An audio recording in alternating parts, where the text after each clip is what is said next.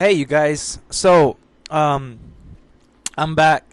I have to address a big boo boo that I made in the past, talking about inverse functions, right? So, remember, we said, first of all, on my previous video, right, I labeled somewhere along in the middle um, of the video or closer to the end of it. I think it was a three. I just blatantly wrote out a function, right? I think it was 2x plus 1. Okay, so 3x squared plus 2x plus 1. And I said I declared this to be a function, and I declared that the inverse existed. No, not possible. No, no. Inverse does not exist. Hold on, Inverse does not exist. And so I guess this is a good, proper way to learn something is by my mistakes. Inverse DNE as and that's an acronym, stands for does not exist. Why? Why do we say that again? I'm just gonna go over briefly, or not even briefly, but let's talk a little bit more about inverse functions. Um, since I can kind of read, it's a form of redemption. So inverse. Let me write that. Right? Okay. And you can see it in the video that it doesn't exist because I couldn't really solve the function in its inverted format or reversed format. I couldn't interchange here. If I write y equals 2, right?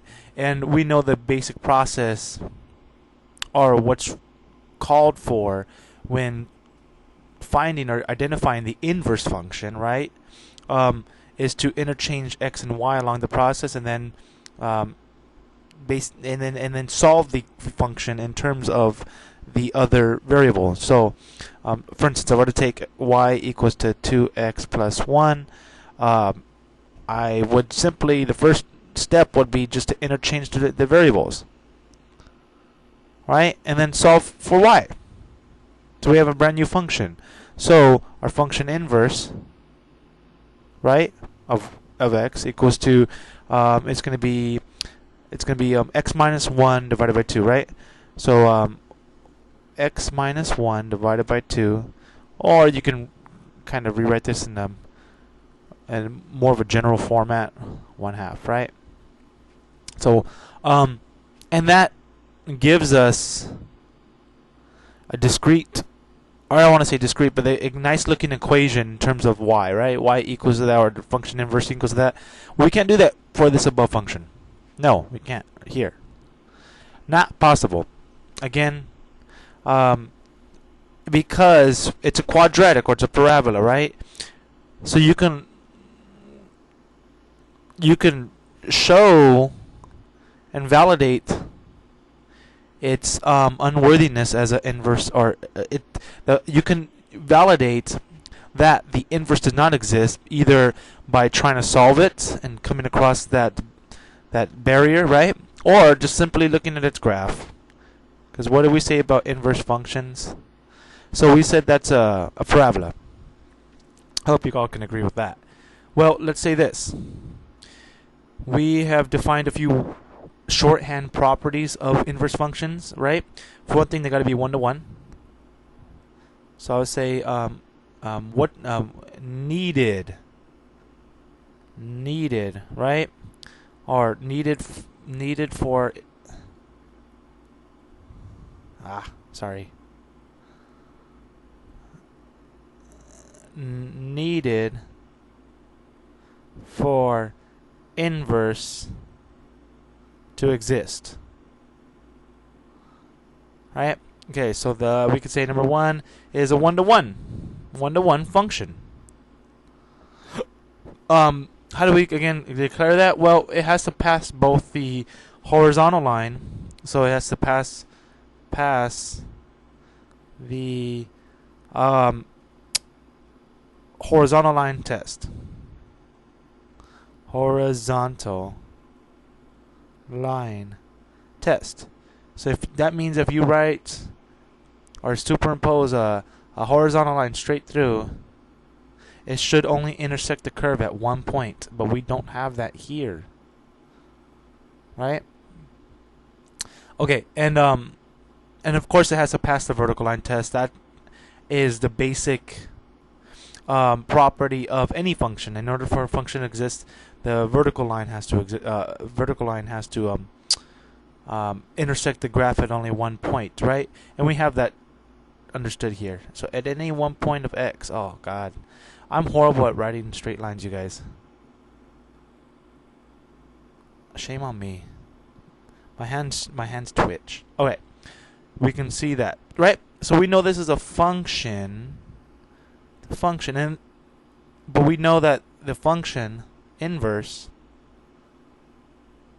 does not exist, right? Oh, another thing about, okay, I want to say needed for inverse to exist, but I want to say that the a nice property that we have is that the domain of the original function, right, equals to the range of the inverse function. That's a -1. I just erased a bunch of things right now. Horizontal range of the inverse function, right? And that the range of the inverse function equals to the domain of the inverse function. Sorry, the range of the original function here, original function. The domain is interchanged with the range of the, or is now, sorry, the domain of the original function becomes the range of the inverse function. The range of the original function becomes the domain of the inverse function, right? Okay, so another thing you can also consider is that, again, quadratics are not one-to-one. You would have to restrict them to certain, in a certain way. For instance, with this quadratic or this parabola above, let me erase this. With this parabola above, we would have to say x values strictly 0 and positive, right? Anything equal to or greater than 0, right? Because we then, at that point, from considering this restriction, we have the horizontal line only intersecting that graph at one point, right? Right? And same goes for the horizontal line. I know, the vertical line, right? So, let me see. Give me a second. Okay. Another thing you can consider is just to understand which graphs are usually one-to-one. We know linear graphs, right?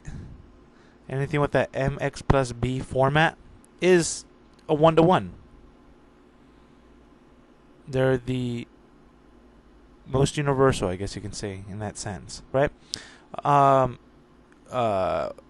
or function of x, equals to root x, right? Those are usually one-to-one, and it's kind of what you have here. Or that's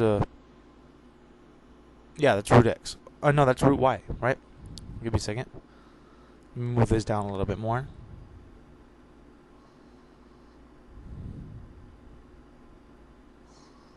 Right? What else would be one-to-one? I suppose, maybe I might be wrong on this. 1 over x? How about x cubed? Of course, that's 1-to-1, right? So we know x squared isn't, but we can say x cubed is. So usually you come across functions containing, or functions of functions, the nature of functions that pertain to these few are usually one-to-one functions, and you know that if they're one-to-one, then the function inverse, right, of x exists. Okay, so I wanted just to touch on that slightly, and just to I guess you could say go back and kind of fix what I did wrong, so it's not held against me. And I felt so dumb when I realized it. So sorry. I must have been on either I was sleep deprived or a caffeine crash. I don't know what it is.